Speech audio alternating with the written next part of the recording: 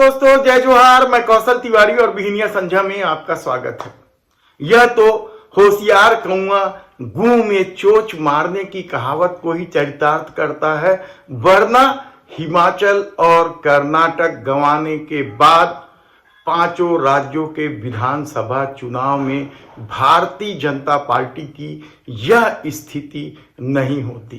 दरअसल करोड़ों खर्चे करके राहुल गांधी को पप्पू साबित करने की मंशा में लगी भारतीय जनता पार्टी की हालत इन दिनों ये है कि खुद उनके पितृ संगठन आरएसएस नरेंद्र मोदी की छवि को लेकर सवाल उठा रहे हैं। हिडनबर्ग की रिपोर्ट आने के बाद जिस तरीके से देश के प्रधानमंत्री नरेंद्र मोदी की छवि बिगड़ती चली जा रही है, वह क्या पनौती तक पहुंच गई है? यह सवाल बेहद ही महत्वपूर्ण है, क्योंकि जैसे ही भारत ने वर्ल्ड कप हारा, वैसे ही सोशल साइट्स में एक शब्द ट्रेंड करने लग गया। वह शब्द था पनौती। और राजस्थान के दौरे में जब राहुल गांधी ने कहा कि हमारे लड़के बहुत अच्छा खेल रहे थे, लेकिन पनौती पहुंच गया। राहुल गांधी ने किसी का नाम नहीं लिया, लेकिन ट्विटर में ट्रेंड कर रहे पनौती से भारतीय जनता पार्टी इस कदर बौखलाई हुई थी, या गोदी मीडिया इस कदर बौखलाई हुई थी कि उन्होंने देश के प्रधानमंत्री नरेंद्र मोदी को ही पनौती कह दिया। है ना हैरानी की बात? लोग तो कह ही रहे थे, लेकिन राहुल गांधी ने नहीं कहा था। आप उनका भाषण सुनेंगे राजस्थान के चुनावी दौरे का, तो आप हैरान हो जाएंगे कि भारतीय जनता पार्टी ने कैसे समझ लिया कि राहुल गांधी जिसे पनौती कह रहे हैं वह देश के प्रधानमंत्री नरेंद्र मोदी ही हैं। बेहद ही हैरान कर देने वाला है। लेकिन भारतीय जनता पार्टी के होशियार, पढ़े लिखे, कानून के जानकार रविशंकर प्रसाद अचानक आते हैं और कहते हैं कि राहुल गांधी को देश के प्रधानमंत्री के बारे में ये सब नहीं कहना चाहिए। राहुल गांधी ने कब कहा?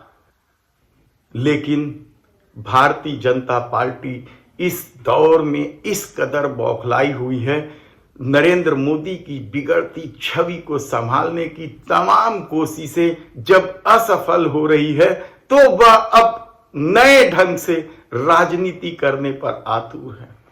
लेकिन इससे भी अलग एक और घटना हुई। न्यायालय ने कल भ्रामक प्रचार करने के लिए रामदेव बाबा के पतंजलि प्रोडक्ट को लेकर कड़ी फटकार लगाई।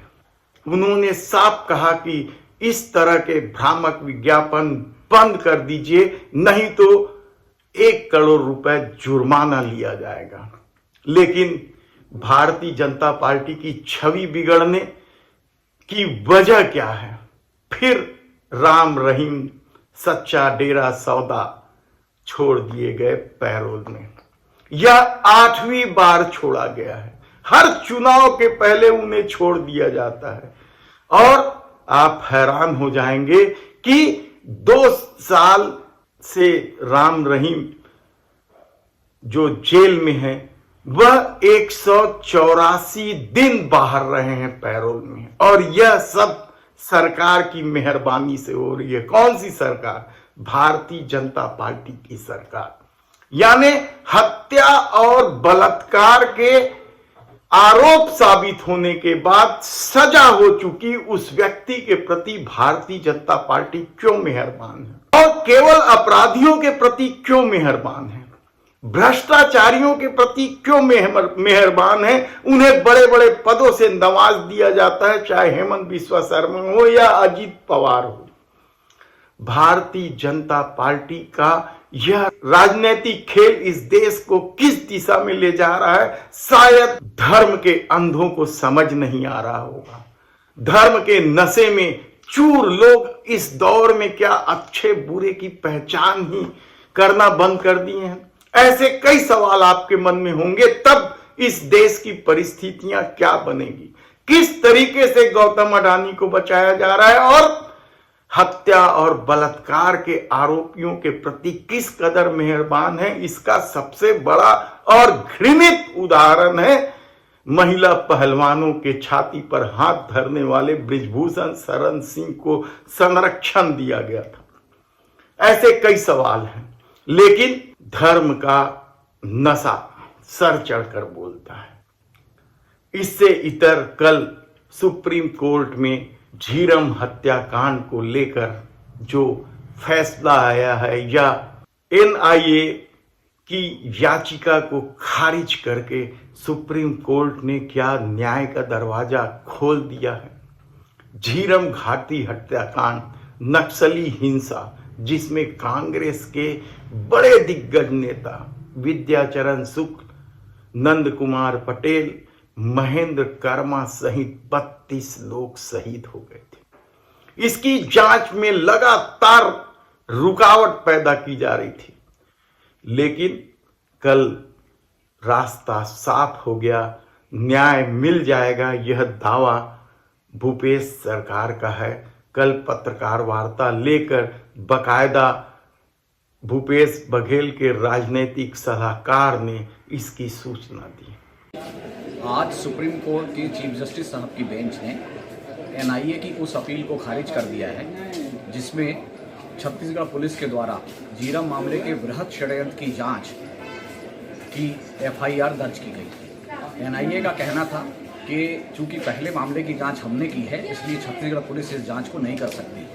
छत्तीसगढ़ सरकार और जो कंप्लेनेंट है जितेंद्र मुदलियार, उनका ये कहना था कि इस मामले में बृहद षड्यंत्र की जांच एनआईए ने जानबूझकर नहीं की है, इसलिए पुनः उसे जांच सौंपने का अर्थ नहीं होता। तर्कों को सुनने के बाद आज एनआईए की अपील खारिज हो गई है और अब इस मामले की जांच, बृहद षड्यंत्र की जांच छत्तीसगढ़ पुलिस कर सकेगी। लेकिन आज हम बात कर रहे हैं छत्तीसगढ़ के विधानसभा चुनाव के रुझान का। मतदान होने के बाद जो रुझान सामने आ रहे हैं वह भारतीय जनता पार्टी की नींद उड़ा देने वाली है। भारतीय जनता पार्टी ने पिछले चुनाव में कांग्रेस की लहर के बावजूद 15 सीटें जीती थी, जिसमें से 2 लोगों का निधन हो गया था। वे 2 लोग विद्या रतन भसीन वैशाली नगर से और दंतेवाड़ा से भीमा मंडावी थे, जिनकी नक्सलियों ने हत्या कर दी थी। इसके बाद बचे थे 13। ये 13 विधायक इस विधानसभा चुनाव में जब उतारा गया, 13 में से 12, तो उनकी क्या स्थिति है। जो विधायक लहर में जीत गए थे वे बुरी तरीके से क्यों फंस गए।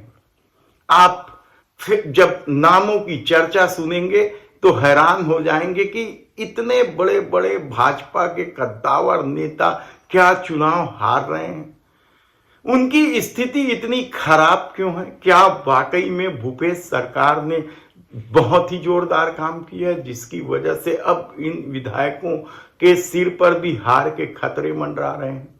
जो विधायकों की हालत खराब है, क्या उसमें रामपुर से चुनाव लड़ रहे हैं ननकी राम कंवर है, जो कभी रमन सरकार में गृह मंत्री रहे हैं।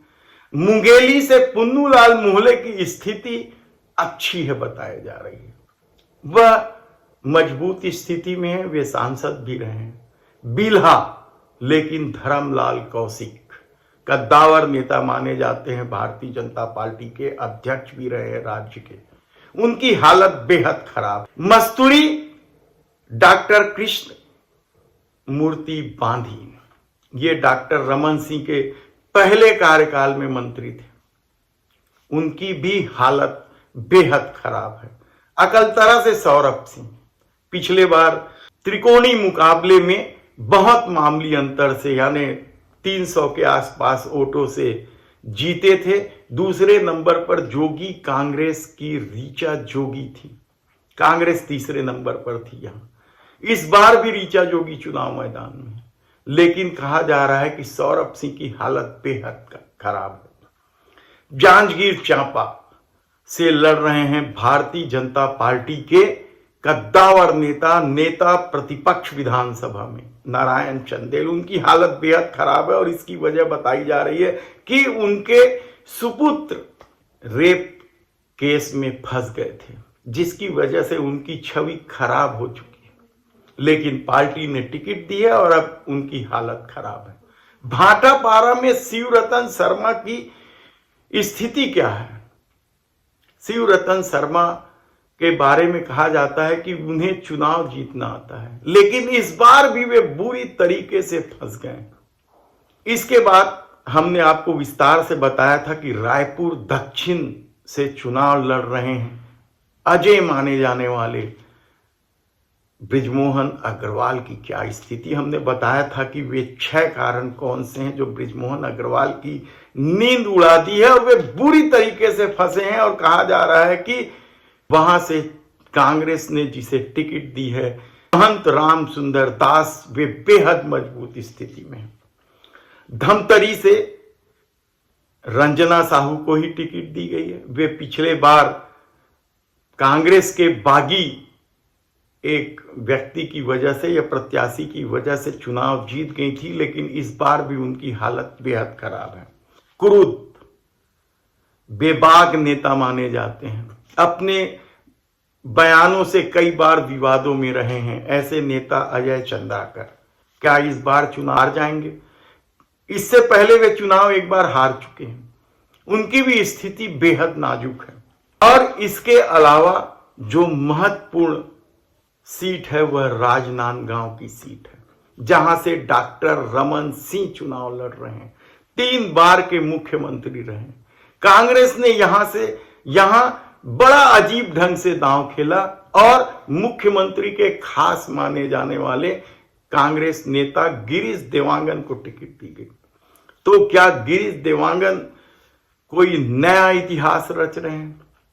क्या गिरीश देवांगन के जाल में डॉक्टर रमन सिंह फंस गए? यकीनन कहा जा रहा है कि वे मुख्यमंत्री के रूप में भारतीय जनता पार्टी के एक गुट उन्हें प्रस्तुत कर रहे हैं, लेकिन उनकी हालत भी बेहद खराब है। और ऐसी स्थिति में भारतीय जनता पार्टी क्या अब पछता रही होगी कि उन्होंने अपने विधायकों की टिकट क्यों नहीं काटी?